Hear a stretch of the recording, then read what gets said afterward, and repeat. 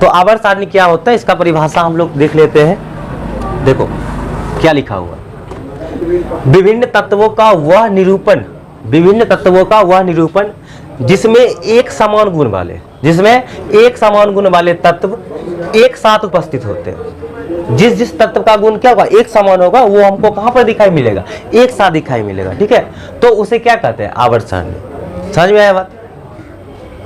देखो, विभिन्न तत्वों का वह निरूपण जिसमें एक समान गुण वाले, एक समान गुण वाले, जिसका गुण एक जैसा हो, ठीक है, तो वो तत्व कहां में उपस्थित होंगे, एक साथ। तो उसी चीज को क्या कहा जाता है, आधुनिक आवर्त सारणी कहा जाता है। ठीक है, आधुनिक आवर्त सारणी नहीं होता तो हमें बहुत सारे तकलीफों का सामना करना पड़ता।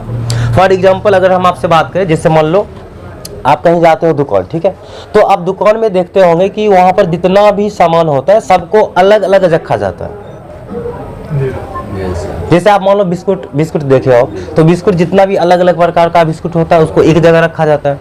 ठीक है, कॉपी है तो उसको एक जगह रखा जाएगा, कलम है उसको एक जगह रखा जाएगा। कॉपी में भी अलग अलग वैरायटी का कॉपी होता है। सादा कॉपी होगा तो उसको एक खटाल में रखा जाता है, रूलिंग कॉपी हो लाइन वाला तो उसको अलग रखा जाता है। पेन की बात कर ले, पेन भी अलग अलग प्रकार का होता है, तो अलग अलग पेन को अलग अलग जगह रखा जाता है। अगर सपोज करो उसी पेन को अगर इकट्ठे रख दे, एक जगह रख दे, जितना भी पेन है अलग अलग प्रकार का कंपनी का पेन आता है, तो सभी पेन को अगर एक जगह रखा जाए तो क्या होगा, दिक्कत होगा। तुम जाओगे वहां पर कहोगे लिंक ग्लेशियर दीजिए पेन, तो बताओ उनको खोजने में दिक्कत होगा, क्यों? क्योंकि वो सब एक जगह रखेंगे, दिक्कत होगा ना खोजने में। तो ये सब चीज होता है। लेट लेट लेट घुसवा जल्दी। और कोई है? चलो रखो।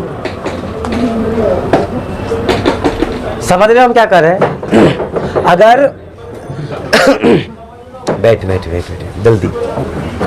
अगर उसी सब पेन को अगर इकट्ठे एक जगह रखा जाए और तुम जाओगे वहां पर कहोगे हमको एक लिंक ग्लेशियर पेन दीजिए, तब कहेगा खोज रहे हैं। वो खोजेगा 5-10, बहुत अगर उसकी दुकान में बहुत सारा पेन है उसको 10 मिनट खोजने में लगेगा। ठीक है, दिक्कत होगा खोजने में। हम जाएंगे दुकान, कहेंगे हमको एक कुरकुरे दीजिए, अब वो क्या करेगा, कुरकुरे चिप्स अलग अलग प्रकार का होता है, सबको वो मिला एकदम ढेर कर दे, तो बताओ उसको खोजने में टाइम लगेगा। तो इसलिए वो हमको खोजने में आसानी हो, सुविधा हो, इसलिए उसको कहाँ रखा जाता है, अलग अलग, जिसका गुण एक जैसा है उसको एक जगह रखा जाता है दुकान में। उसी प्रकार से यहाँ पर पीरियोडिक टेबल में होता है। ठीक है, जिन जिन तत्वों का गुण एक समान होता है उनको एक जगह रखा जाता है और उसी को क्या कहा जाता है, आवर्त सारणी। बोलो समझ में आया? चलो ठीक है। इसके बाद यहाँ पर देखो आवर्त सारणी में क्या क्या चीज आपको मिलेगा। एक तो मिलेगा आवर्त, ठीक है, क्या मिलेगा, आवर्त मिलेगा, जिसको हम लोग पीरियड बोलते हैं। क्या बोलेंगे, पीरियड। अब ये पीरियड क्या होता है समझ सकते हो, पहले हम लोग परिभाषा देख लेंगे, फिर इसके बाद हम पीरियोडिक टेबल को यहाँ पर लाएंगे और उसको आराम से समझेंगे। देख लो पीरियड किसको कहेंगे। तो आवर्त सारणी की 36 कतार को आवर्त कहते हैं।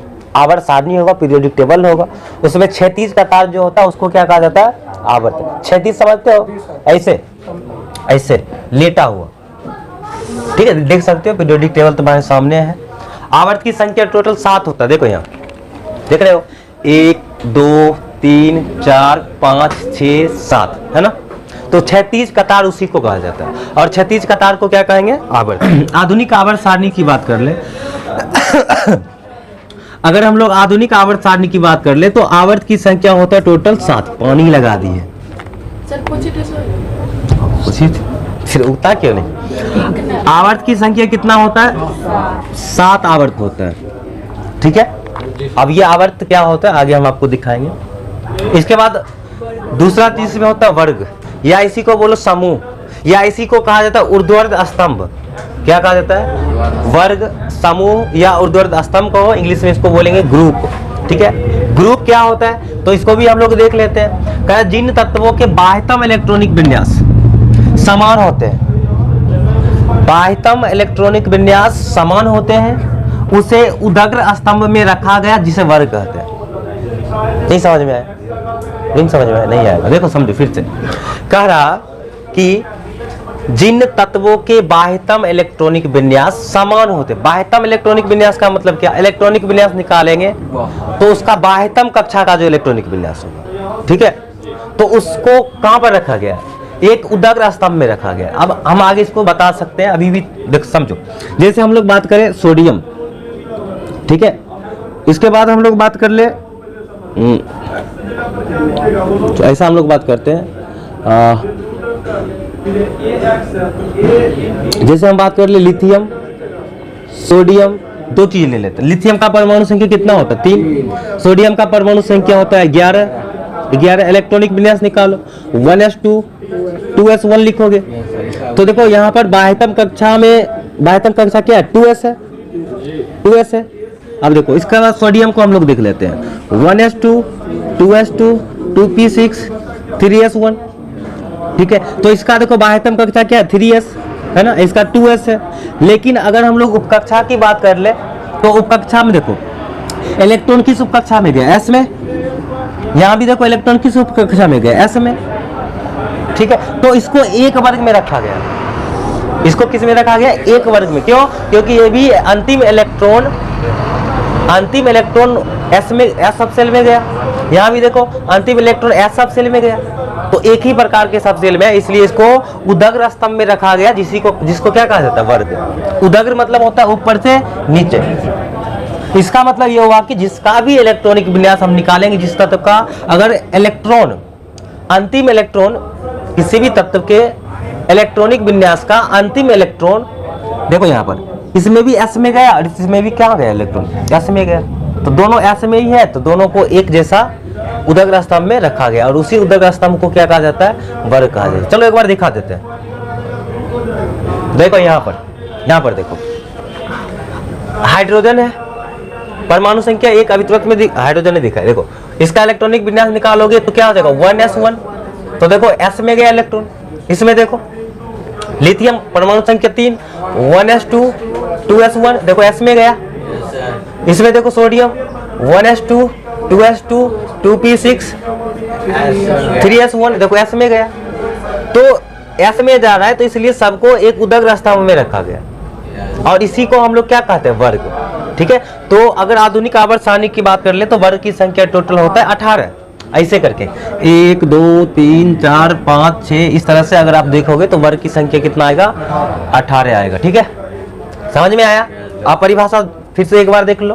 कह रहा जिन तत्वों के बाह्यतम इलेक्ट्रॉनिक विन्यास समान होते हैं, बाह्यतम इलेक्ट्रॉनिक विन्यास क्या हो? समान हो, उसे उदग्र स्तंभ में रखा जाता है, और जिससे क्या कहा जाता है? वर्ग। बोलो आवर्त समझ में आया? वर्ग समझ में आया?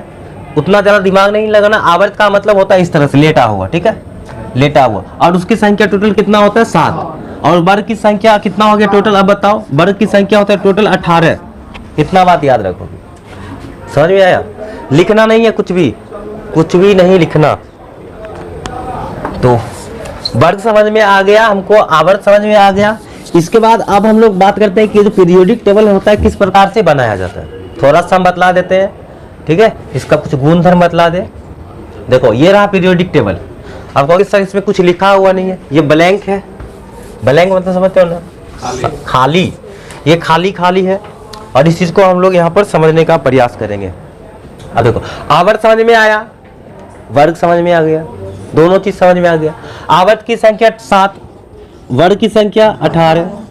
अब यहाँ पर देख लो, अगर हम इसको वर्ग और आवर्त को गिनती करें, चलो सबसे पहले हम आवर्त गिनती करते हैं। आवर्त किसको बोलते हो? जो क्षैतिज कतार होता है, 1 2 3 4 5 6 7, सीधा सीधे देखो 7। तो हाँ ये इसी का आवर्त है, ठीक है। आगे इसके बारे में बतलाएंगे। तो आवर्त 1, आवर्त नंबर 2, आवर्त नंबर 3, आवर्त नंबर 4, आवर्त नंबर 5, आवर्त नंबर 6, और ये आवर्त नंबर 7, ठीक है। और इसको क्या कहोगे आप? आवर्त कहोगे। लिख देते हैं यहाँ पर आवर्त, इंग्लिश में बोलेंगे तो पीरियड, ठीक है। इसको पीरियड कहोगे, ठीक है। वर्ग की संख्या 18 है। 18 है तो देख सकते हो यहाँ पर लिखा हुआ 1 2 3 4 5 6 7 8 9 10 11 12 13 14 15 16 17 18। मतलब इस तरह से कितना लाइन दिखाई दे रहा? 18। और इसी को हम लोग क्या कहेंगे? समूह या वर्ग या ऊर्ध्वाधर स्तंभ। ऊर्ध्वाधर तो मतलब समझ लो ऊपर से नीचे, ठीक है। ऊर्ध्वाधर मतलब ऊपर से नीचे। तो पता ये जो इसका हम वर्ग का जो गिनती कर रहे हैं 1 2 ऐसे करके 1 2 3 4 18 तक गया, तो ये आधुनिक मान्यता के अनुसार इस तरह से लिखा गया। पहले जमाना में 1 2 3 ऐसे नहीं लिखा जाता था। शुरू में जब पीरियोडिक टेबल ये बना था तो उस समय 1 2 3 ऐसे नहीं लिखा गया, ठीक है। ये IUPAC के अनुसार लिखा गया। अगर पहले किस तरह से लिखा जाता था उसको अगर हम लोग समझना चाहे तो समझ सकते हैं। देखो वर्ग 1 जो है इसको कहा गया 1 का ए, 1 का ए। वर्ग नंबर 2 को 2 का ए, 1 का ए, 2 का ए। ध्यान से देखना। इसको वर्ग नंबर 13 को 3 का ए। देखो कहीं कहीं तुमको ऐसा भी मिलेगा 3 का ए, ऐसे भी मिलेगा। ठीक है, समझ में आया बात? ये भी तो 3 ही है। 3 का ए। वर्ग नंबर 14 को 4 ए, इसको 5 ए, चलो इसको 6 ए, इसको 7 ए, इसको 8 ए। वर्ग नंबर 18 को 8 ए कहा जाता है। समझो 1 ए से कहाँ तक आया? 8 ए तक। अब नंबर आएगा बी का। अब बी कहाँ जाएगा? बी कहाँ से कहाँ तक? 1 का बी से लेकर के 8 के बी तक जाएगा। समझो ए कहाँ से कहाँ तक गया? 1 का ए से लेकर के 8 का ए तक गया या 8 के ए तक गया। तो बी कहाँ से जाएगा? 1 के बी से 8 के बी तक। समझो फिर से ए गया 1 के ए से 8 के ए तक। तो अब बी का नंबर आएगा, बी भी कहाँ से कहाँ तक जाएगा? 1 के बी से 8 के बी तक। ठीक है, तू सब हिंदी इंग्लिश दोनों बोलवा देता है। तो देखो अब हम 1 का बी किसको कहे? हाँ 1 का बी किसको कहे? ये तो ए का बात था, अब बी का बात कर लेते हैं हम लोग। तो देखो 11 को कहा जाता है 1 का बी, याद रखोगे। वर्ग नंबर 11 को कहा जाता है 1 का बी। वर्ग नंबर 12 को कहा जाएगा 2 का बी। वर्ग नंबर 12 को 2 का बी। वर्ग नंबर 13 को 3 का बी। वर्ग नंबर 3 को 3 का बी। वर्ग नंबर 4 को 4 का बी। वर्ग नंबर 5 को 5 का बी। वर्ग नंबर 6 को 6 का बी। वर्ग नंबर 7 को 7 का बी। इसको क्या कहोगे? नहीं ऐसा नहीं। देखो वर्ग नंबर 8, वर्ग नंबर 9 और वर्ग नंबर 10 तीनों को मिला करके बोलते हैं 8 का बी। हाँ तीनों को मिला करके क्या बोलेंगे? ये तीनों मिला करके 8 का बी। तो देखो गया ना। तो बताओ ये समझ में आया वर्ग को किस तरह से लिखते हैं? पहले जमाना में किस तरह से लिखा जाता था, अभी कैसे लिखा जाता? अभी लिखा जाता है 1 2 3 4 5 ऐसे करके 18 तक। और पहले 1 का ए, 2 का ए, 3 का ए, 4 का ए, कहाँ तक गया? 8 का ए तक। फिर बी का नंबर आएगा तो 1 का बी, 2 का बी, 3 का बी, ये भी 8 के बी तक जाएगा। बोलो समझ में आया? चलो ठीक है।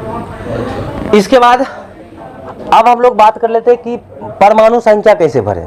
ठीक है, हम इसमें तत्व को भी भरना सिखाएंगे, लेकिन बाद में, इसके बाद वाला क्लास में, एक क्लास में सब कुछ नहीं हो पाएगा। तो सबसे पहले हम लोग क्या करते हैं? परमाणु संख्या को भर लेते हैं। ठीक है, परमाणु संख्या भरोगे तो तुमको एफ ब्लॉक भी समझ में आएगा। ठीक है, देखो परमाणु संख्या किस तरह से भरना है।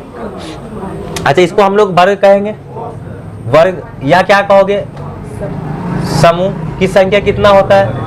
18 होता है। यहाँ पर देख लिए। चलो अब देखो परमाणु संख्या भर के देखते हैं। ठीक है, अब आपको पता होगा कि ये आधुनिक आवर्त सारणी जो है ये परमाणु संख्या के बढ़ते क्रम में सजाया गया।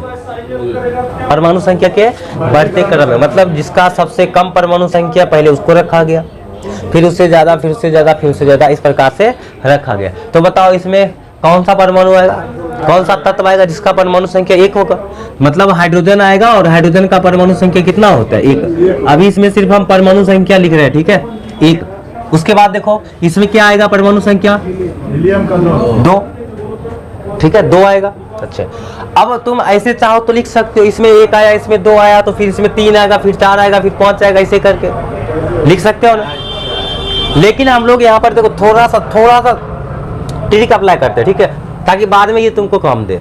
जैसे देखो हाइड्रोजन का परमाणु संख्या 1 आया, तो अगर तुमसे कोई पूछे बताओ इसके नीचे वाला जो आवर्त है, ये तो पहला आवर्त में था, दूसरा आवर्त में इसी के नीचे कौन सा तत्व होगा जिसका परमाणु संख्या कितना होगा? तो सीधे इसमें क्या करना है? 2 जोड़ लेना है, 2। ठीक है, तो 1 में 2 जोड़ोगे तो कितना आएगा? 3। बात नहीं, 3। 1 में 2 जोड़े कितना आया? 3। 3 में अब 8 जोड़ो तो नीचे वाला परमाणु संख्या आएगा 11।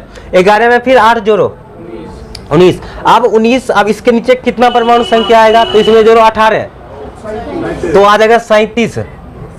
फिर इसमें 18 जोड़ो 55। फिर इसमें 32 जोड़ो 87।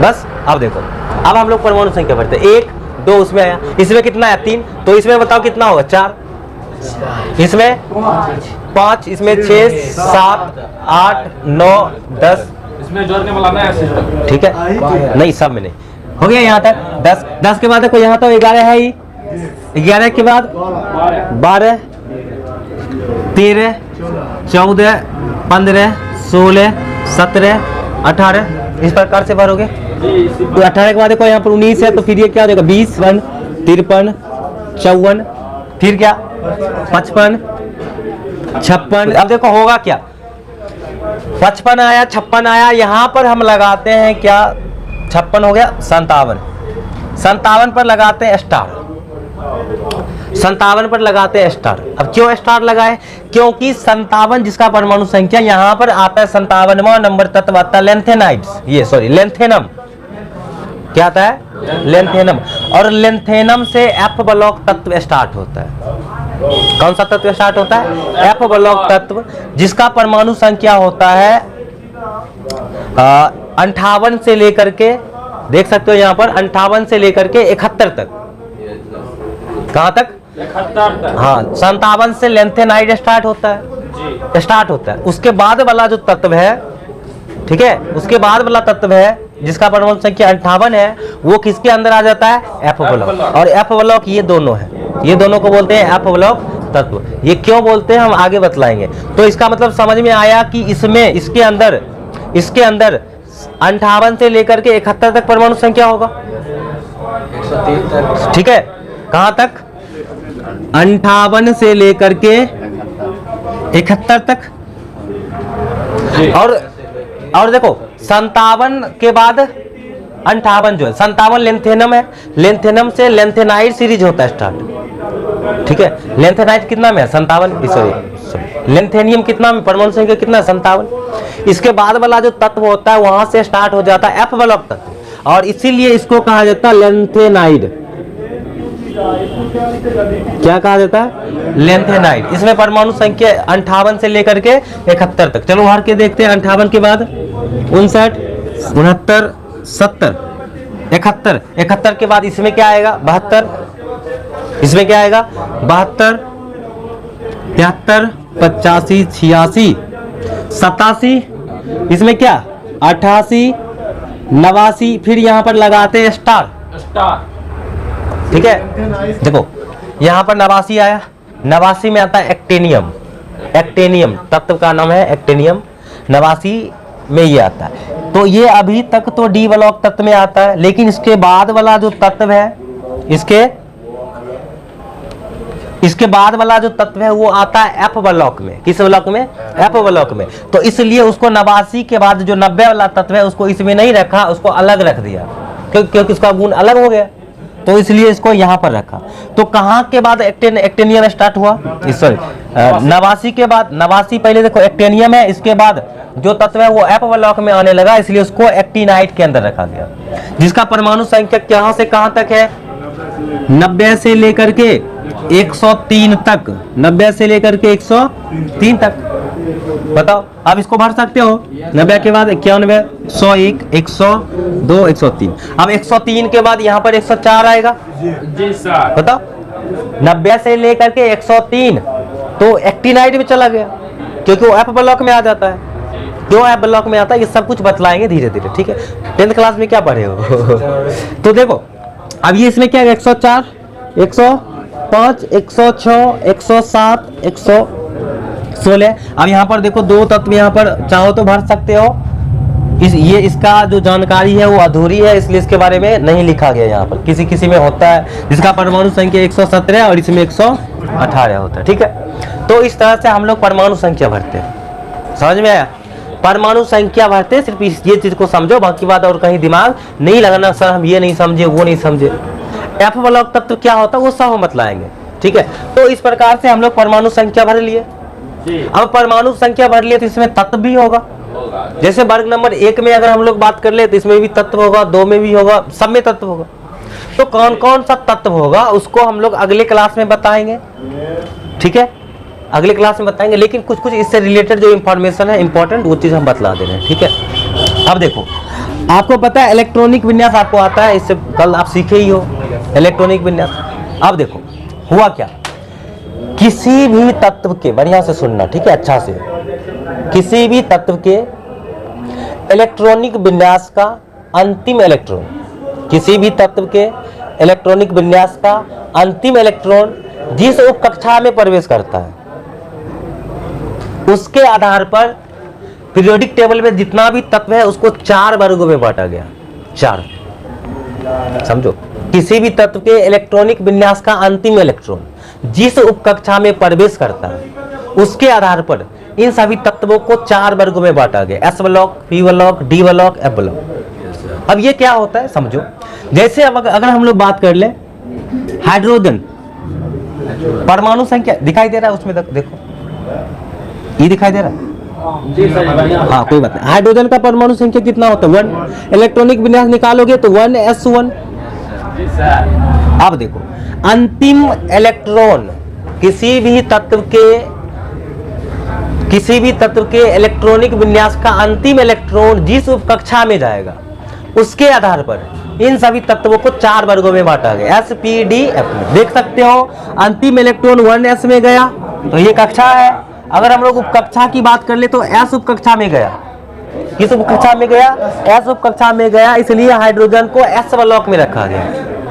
ठीक है, नहीं समझा? फिर से देखो, किसी भी तत्व के इलेक्ट्रॉनिक विन्यास का अंतिम इलेक्ट्रॉन जिस उप कक्षा में जा रहा है, देखो एस उप कक्षा में जा रहा है, जिस उप कक्षा में जा रहा है उसके आधार पर इन सभी तत्वों को 4 वर्गों में बांटा गया, एस ब्लॉक में, पी ब्लॉक में, डी ब्लॉक में और एफ ब्लॉक में। जैसे मान लो यहाँ पर एस उप कक्षा में इलेक्ट्रॉन गया, अंतिम इलेक्ट्रॉन किस में जा रहा है, एस उप कक्षा में, तो कहेंगे ये एस ब्लॉक तत्व है।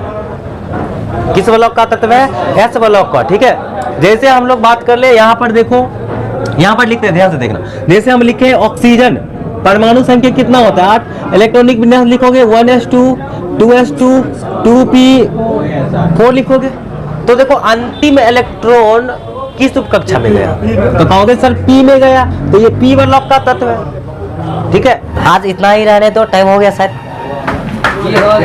तो आज इतना ही रहने दो, इसके बाद हम लोग अगली क्लास में देखेंगे। ठीक है, कहीं डाउट है तो पूछो।